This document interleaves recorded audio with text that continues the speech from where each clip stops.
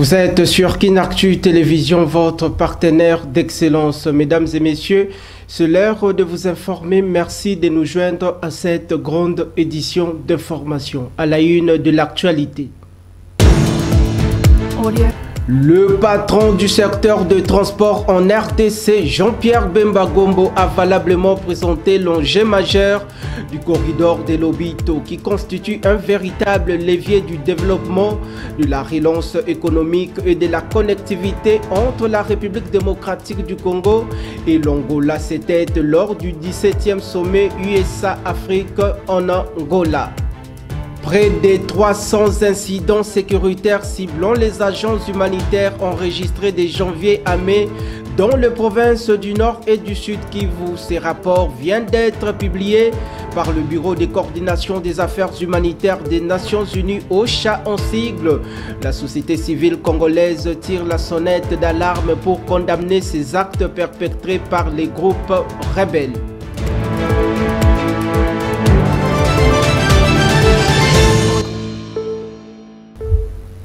Une fois de plus, mesdames et messieurs, merci d'être branchés de prime abord.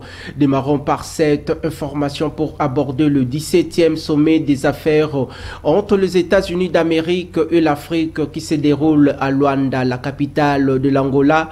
Sachez que plusieurs panels étaient organisés autour de la thématique générale, le voie de la postérité, une vision commune du partenariat entre les USA et le continent de l'Afrique. Le corridor de Lobito a fait l'objet de panels spécifiques au nombre de panélistes, dont le vice-premier ministre et ministre en charge des transports congolais, Jean-Pierre Bemba Gombo. Regardez. Le corridor de Lobito est un projet qui est structurant. Ce n'est pas simplement un chemin de fer qui va passer de sud-est du pays jusqu'au niveau de l'océan Atlantique. C'est un projet qui amène la Zambie, la RDC et l'Angola à pouvoir se structurer.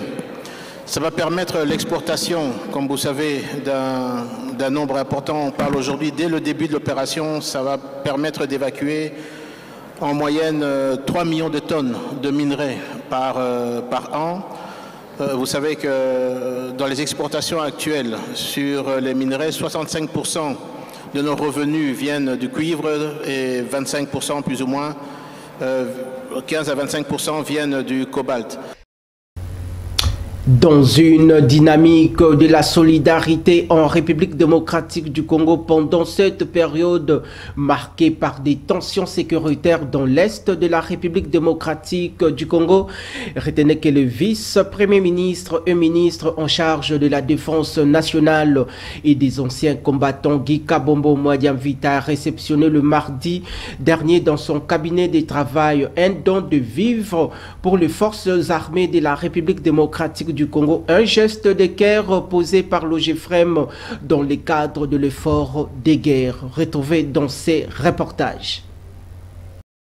Dans un élan de solidarité au FRDC, l'Office de gestion du fret multimodal OGFREM en sigle est venu apporter son soutien dans le cadre de l'effort de guerre tel que sollicité par le commandant suprême, le chef de l'État Félix-Antoine Tshisekedi Tshilombo lors de son adresse axée sur la mobilisation générale. Ce mardi 24 juin 2025, le vice-premier ministre, ministre de la Défense nationale et des anciens combattants l'a reçu en présence du chef d'état-major général adjoint des FARDC chargé de l'administration et logistique, François Kabamba. La délégation de l'OGFREM conduite par le directeur général William Kazumba a présenté au VPM de la Défense nationale Guy Kabombo Mwadiamvita un lot de vivres hormis le chèque d'$1 million remis à l'avance en vue d'assister les hommes en uniforme engagés au front. Nos forces armées de défense nationale existent et chaque fois qu'on sera en mesure de faire un geste pour soutenir, réconforter nos forces armées, nous reviendrons toujours. Si j'ai encore un carton, un sachet d'eau demain, vous me verrez encore ici pour donner. Reconnaissant pour ce geste salutaire au profit des FARDC, Maître Guy Kabombo Modianvita a, au nom du commandant suprême des FARDC, remercié la représentation de l'OGFREM pour ce geste combien patriotique, témoignant ainsi leur attachement à l'armée régulière FARDC et aux forces de l'autodéfense Ouazalendo. Ce vivre est donc composé de 300 bidons d'huile, 200 sacs de riz, 200 cartons de poissons salés et 100 cartons de boîtes de conserve. Parlons à présent de l'éducation nationale en République démocratique du Congo. À quelques jours de la fin effective de l'année scolaire, la question de la délivrance de bulletins aux élèves suscite des réactions au sein de la classe politique de l'opposition congolaise en République démocratique du Congo, particulièrement dans les réseaux sociaux où certains parlent des détournements du fonds d'impression de bulletins cartonnés. Regardez. Il y a déjà quelques mois que nous avions instruit tous les provinciaux, c'est-à-dire les provinces, et on leur avait fait parvenir des spécimens, des bulletins, parce qu'il s'est fait que nous avons eu un petit problème au niveau de la procédure de passation des marchés. Et vous savez, généralement, dans ce domaine là-bas, il faut respecter tous les délais, etc. Et donc, quelques retards se sont invités, mais les dispositions étaient déjà prises avant pour qu'on ne se retrouve pas au jour de la proclamation sans bulletin. Que les parents soient calmes parce que quand ils seront à l'école pour récupérer les cotes de leurs enfants, ils verront ces cotes sur les bulletins tels que nous les avions conseillés. Ce n'est pas des bulletins en carton, mais ce sont des bulletins qui ont été avec les spécimens très bien suivis et très bien sécurisés, en attendant que les bulletins cartonnés nous soient livrés par les fournisseurs qui auront gagné le marché. Mais ce sont les bulletins qui sont officiellement prévus pour que les cotes des enfants soient enregistrées et qu'il y a même un de nos services techniques, CERNI, qui va certifier ça sur terrain pour s'assurer que c'est conforme aux spécimens qui reflètent les exigences techniques d'un bulletin à la date d'aujourd'hui. Ça ne dépend pas directement de nous. C'est au niveau de la procédure qu'il y a eu un problème de retard, mais ça va être rattrapé. Et quand les bulletins cartonnés seront imprimés, on pourra transcrire. Il n'y a pas à dramatiser, il n'y a pas à s'agiter. Nous avons pris ces dispositions et les provinciaux sont à pied d'œuvre. Il y en a même qui ont soulevé le cas pour dire l'argent, etc. Non, les établissements d'enseignement ont des frais de fonctionnement. Passons cette fois-ci à un autre chapitre. Le 23 juin de chaque année est une occasion de sensibiliser le public congolais aux défis uniques auxquels font face les veuves dans le monde entier. Cette journée vise à reconnaître et à honorer les femmes qui ont perdu leur partenaire tout en mettant en lumière les injustices sociales, économiques et culturelles qu'elles subissent souvent. Regardez. Aujourd'hui, le 24 juin 2025, nous célébrons la Journée internationale de veuves, une occasion essentielle pour sensibiliser le public aux défis uniques auxquels font face les femmes veuves à travers le monde. Cette journée n'est pas seulement un moment de commémoration, mais aussi un rappel à l'action pour promouvoir les droits et le bien-être des veuves. Cette journée vise à sensibiliser aux injustices. De nombreuses veuves subissent des discriminations sociales et économiques, ce qui les empêche de mener une vie digne et autonome. Il est crucial que le gouvernement et les organisations mettent en place des mesures pour soutenir les veuves dans leur intégration sociale et économique. Engageons-nous à éduquer notre communauté sur les réalités vécues par les veuves, soutenir leurs initiatives qui offrent des ressources et des opportunités aux femmes touchées par les deuils, créer un réseau de solidarité pour leur aider à surmonter les obstacles et à reconstruire leur vie. Ensemble, faisons en sorte que cette journée soit un point de départ pour un changement significatif et durable dans la vie de veuves. Célébrons leur force et leur résilience et travaillons à un avenir où chaque veuve peut vivre en dignité et en sécurité. Poursuivons ce journal par cette information en pleine mission de travail en dehors de nos frontières. Le vice-premier ministre et ministre de la fonction publique, Jean-Pierre Liaou, travaille sans relâche en faveur du peuple. Il a effectué très récemment une ronde d'inspection dans les différents consulaires de la République démocratique du Congo pour se rendre compte de l'effectif des agents de l'État pour assurer une bonne administration publique. Retrouvez une fois de plus dans ces reportages. Bruxelles, le 20 juin 2025, dans le cadre de la réforme en profondeur de la fonction publique, le vice-premier ministre, ministre en charge de la fonction publique, Jean-Pierre Liaou, a procédé au lancement officiel de l'opération d'identification biométrique des agents de carrière de l'État en service dans les missions diplomatiques et consulaires de la République démocratique du Congo. C'est pourquoi l'opération que nous lançons aujourd'hui, en collaboration étroite avec le ministère des Affaires étrangères, va bien au-delà d'une simple formalité technique. Elle constitue une étape essentielle qui permettra notamment de constituer un fichier de référence fiable et sécurisé, les FRAP, assainir les listings des agents en poste à l'étranger, mettre un terme, je l'ai dit tantôt, aux irrégularités et aux situations administratives ambiguës de nos agents à l'étranger, garantir une transparence totale sur l'utilisation des ressources publiques. Cette opération inédite déployée depuis Bruxelles concerne l'ensemble des représentations diplomatiques congolaises réparties sur les 5 continents. C'est la première fois depuis l'indépendance qu'un tel recensement biométrique est initié à l'échelle internationale pour les agents publics en poste à l'étranger. L'identification biométrique des diplomates constitue une avancée significative vers la construction d'une diplomatie moderne, professionnelle et crédible. Elle permettra non seulement d'établir un fichier sécurisé, fiable, constamment actualisé des agents diplomatiques, qu'ils soient en poste à l'administration centrale ou dans nos missions à l'étranger, mais aussi de renforcer les bases de notre gouvernance publique. L'objectif est clair, assurer une maîtrise réelle des effectifs, lutter contre les doublons et les cas d'agents fictifs et renforcer la transparence dans la gestion des ressources humaines de l'État, y compris dans les postes extérieurs. Et en santé, il faut savoir que le programme de vaccination PEV en sigle en République démocratique du Congo a annoncé la campagne de vaccination contre la poliomyélite qui débute valablement du 26 au 30 juin de cette même année en cours en RDC dans 4 provinces de la République démocratique du Congo. Cette campagne vise à protéger les enfants contre la polio et à stopper la circulation du virus. Retrouvez de plus amples détails dans ces commentaires.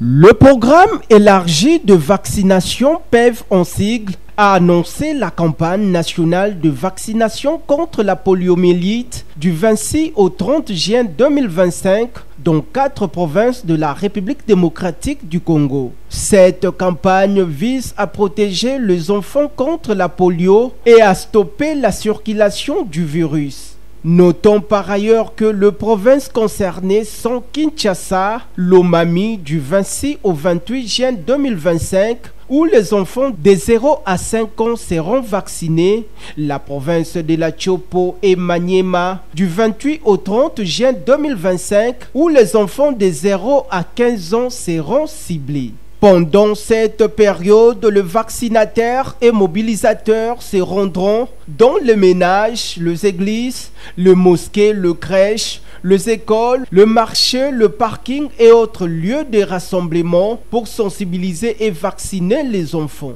Pour rappel, la République démocratique du Congo dispose désormais d'un plan stratégique de communication pour la vaccination couvrant la période allant de 2026 à 2030. Ces cadres visent à favoriser et à maintenir une couverture vaccinale élevée et équitable au niveau national afin de lutter contre les maladies évitables, en particulier chez les enfants.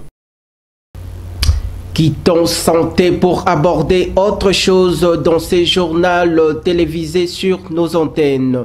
La coordination urbaine de la société civile de la ville de Butembo, dans un rapport de monitoring publié le lundi 23 juin 2025, dénonce des pratiques de monnayage de visites aux détenus de la prison centrale de Kakiangoura. Selon les données couvrant la période allant du 1er mai du 15 juin 2025, les familles de détenus sont contraintes de verser 1000 et 3000 francs congolais aux agents de sécurité en poste pour accéder à leurs proches. Suivez. La coordination urbaine de la société civile de Butembo a, dans un rapport de monitoring publié lundi 23 juin dernier, dénoncé des pratiques de monnayage de visite aux détenus de la prison centrale de Kangwangoura. Selon les données couvrant la période du 1er mai au 15 juin 2025, les familles des détenus sont contraintes de verser entre 1000 et 3000 francs congolais aux agents de sécurité en poste pour accéder à leurs proches incarcérés. Ces frais perçus de manière informelle constituent une barrière financière inacceptable pour des familles déjà économiquement vulnérables. Pour la société civile, cette pratique représente une violation manifeste des droits de prisonniers en contradiction avec le principe de dignité humaine et d'égalité d'accès.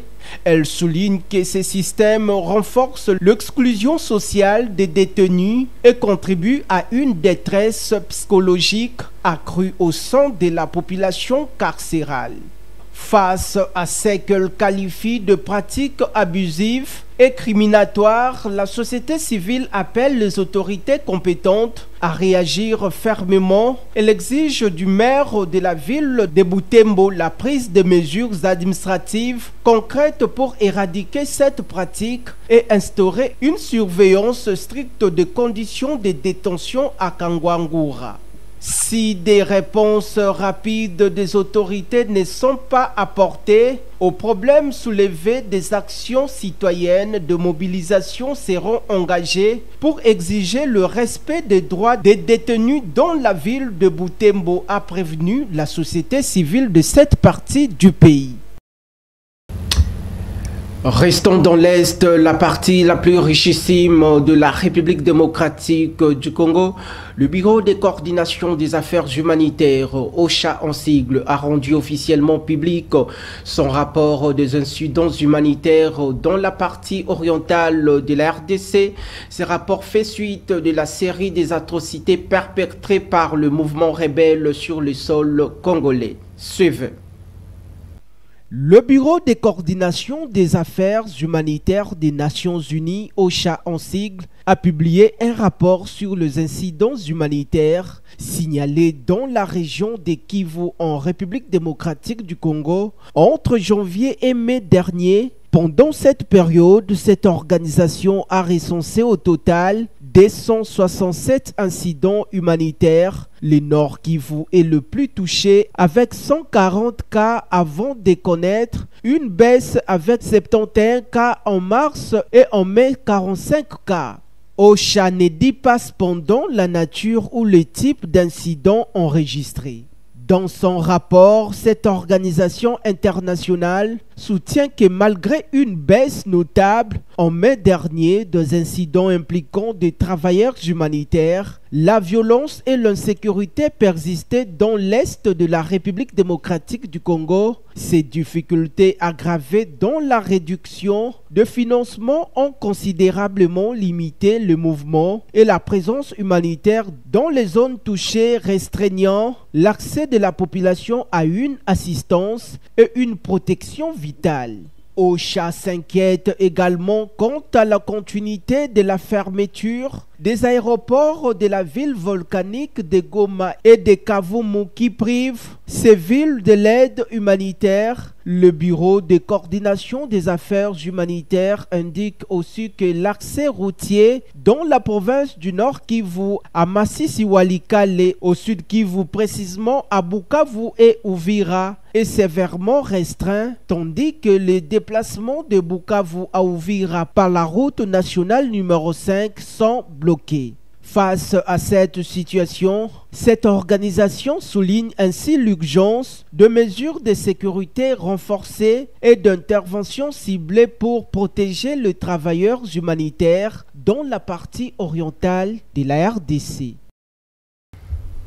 Allons dans le même sens, réagissant sur l'affaire qui concerne les incidents humanitaires perpétrés par les groupes armés dans l'est de la RDC en sa qualité de défenseur des intérêts de la République démocratique du Congo et coordonnateur national de la dynamique. Bati Lukwebo Sam Bakasende Wakasende sorti de son silence en pleine période de sa convalescence pour condamner fermement les actes posés par le forces négatives du M23 et de l'AFC dans la partie orientale de la République démocratique du Congo, tout en saluant le prouesse des forces armées de la République démocratique du Congo et les Wazalendo sur le terrain pour la défense de la patrie.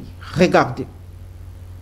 Nous nous réjouissons du fait que ce que nous avons déploré concernant les crimes organisés au nord et au sud Kivu par les ennemis du Congo, les supplétifs du Rwanda, communément appelés M23, ces criminels qui ont tué, qui ont massacré.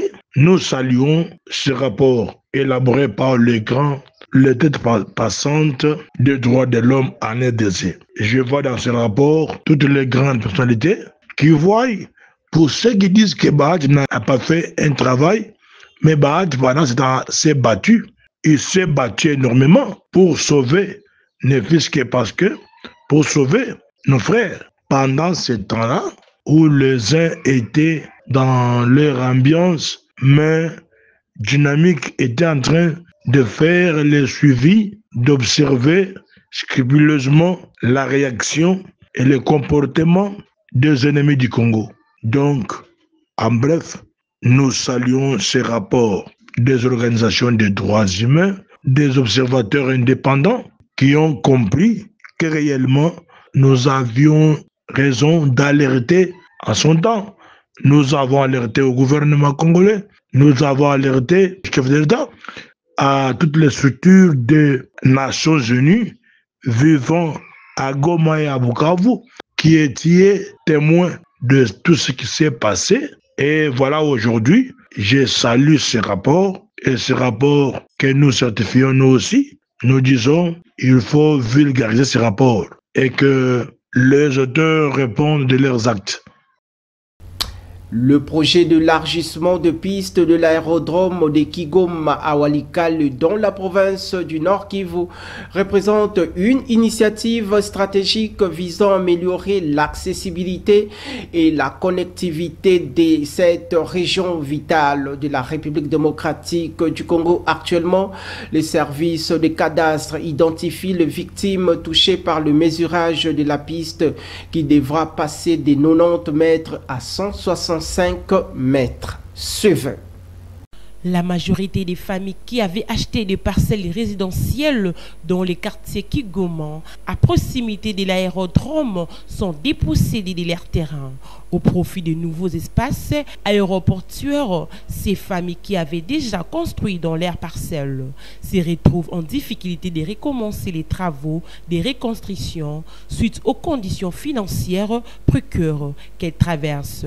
Dans une correspondance adressée au gouverneur de la province du Nord Kivu, ces familles évaluées plus de 200 appellent l'autorité provinciale à statuer sur leur situation en achetant un autre espace à distribuer aux victimes de ces projets d'élargissement de l'aérodrome. En guise d'indemnisation, ici est de signaler que des aéronefs transportant jusqu'à 7 tonnes de marchandises atterrissent à l'aérodrome de Kigoma à Walikale construits à terre battus. D'un dossier à un autre, le bilan de la fusillade survenue mardi 24 juin dernier à Mungandi dans le groupement de Luberic en territoire de Walikale a été révisé à la hausse suite à des décès de 3 autres soldats selon les sources médicales après avoir été dépêchés à l'hôpital général de référence de Kibwa pour les soins appropriés. Suivez. Le bilan de la fusillade survenue le mardi 24 juin dernier à Mungandi dans le groupement Luberic au territoire de Walikale. Le nombre de décès passe désormais à 5, tous des soldats. Les 6 autres blessés graves poursuivent le soin. Leur état est aussi critique. Pour rappel, un militaire ivre après avoir touché sa solde a tiré sur ses compagnons d'armée. 2 militaires FARDC sont morts sur les champs et 9 blessés graves ont été acheminés à l'hôpital général de référence de Kibwa pour des soins. 3 d'entre eux ont succombé à leurs blessures. D'un dossier à un autre, si le programme est officiellement déclaré, la réalité du terrain est tout autre dans la ville de Bandundu, chef-lieu de la province du Kwilu. Dans cette ville qui garde encore les noms de l'ancienne province du Bandundu, les femmes enceintes achètent elles-mêmes le médicament au moment de l'accouchement. La situation est consécutive au manque d'intra-faute d'appui institutionnel déploré par les prestataires de santé depuis quelques mois. Regardez. La gratuité de la maternité se heurte aussi au sous-paiement de nombreux intervenants. Certains sont impayés, tandis que dans l'ensemble, tous les prestataires ne perçoivent pas la prime de la gratuité, a indiqué une syndicaliste du secteur de la santé dans un média de la place. Il est à noter que le syndicaliste de la santé demande le paiement intégral et régulier de primes de risque aux prestataires, la prise en charge des salaires des professionnels et l'approvisionnement des hôpitaux en intrants pour la prise en charge de femmes enceintes. Dans ces cadres, la ville de Bandundu ne compte qu'un seul hôpital général à côté des hôpitaux secondaires et d'un nombre important d'hôpitaux privés. La gratuité de la maternité et la prise en charge des nouveau-nés constituent le premier volet du programme de couverture santé universelle, CSU en sigle. Depuis septembre 2023, cette gratuité a été instaurée dans la capitale congolaise puis étendue à ce jour dans 13 autres provinces, ramenant le total à 14 sur les 26 provinces. Au-delà du financement du gouvernement central, ce programme est également appuyé par la Banque mondiale.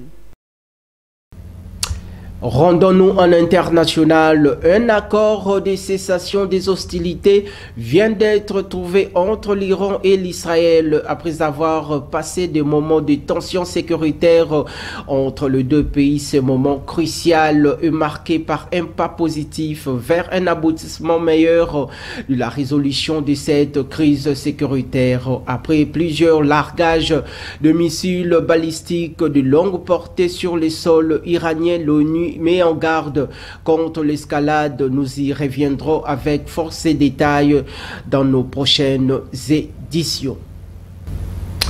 L'excellence ne s'improvise pas, mesdames et messieurs. C'est ici que s'achève cette grande édition d'information sur nos antennes. Vous qui venez à peine de nous joindre, place au rappel des titres.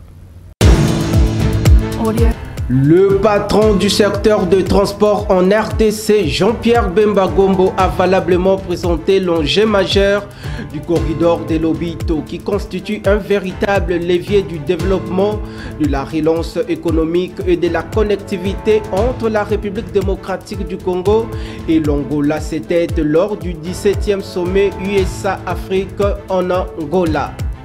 Près de 300 incidents sécuritaires ciblant les agents humanitaires enregistrés de janvier à mai dans les provinces du Nord et du Sud Kivu. Ces rapports viennent d'être publiés par le Bureau de coordination des affaires humanitaires des Nations Unies, OCHA en sigle.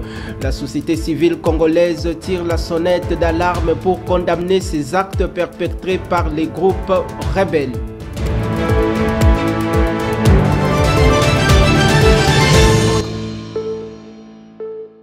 Le sens élevé et le professionnalisme de l'équipe rédactionnelle et de la technique a conduit à la bonne réalisation de ces majestueux travail des titans.